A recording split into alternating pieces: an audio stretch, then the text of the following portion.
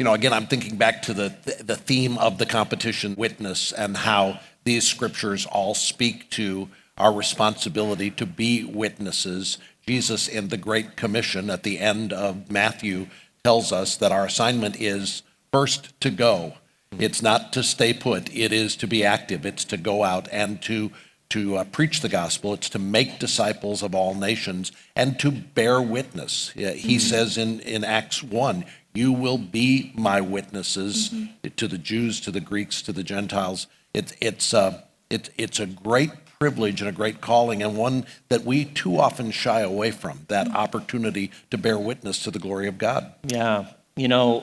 Oftentimes we say that we're waiting for God to open a door for us to share the gospel with unbelievers. I understand that in certain contexts, but in essence, God blew the door off the hinges when he said, go into all the world and preach the gospel to every creature. Now, oftentimes it's the fact that we experience that nervousness and anxiety. One of the greatest fears people have is public speaking. It's like second to death, right?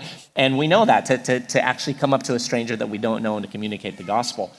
But years ago, when I first took out a team to proclaim the gospel on the streets, I was so terrified. And suddenly something came to mind that has helped me ever since. And it was simply this: stop caring about what people think, begin to think about caring for people. And when I recognized that my problem was I was too consumed with what people thought of me, which was going to do nothing for me, but if they didn't come to Christ, they were going to have an eternity in the lake of fire, which is terrifying. Right. And so it's switching from caring about what they think of me to caring about them, and that can really transform everything. That's a good word.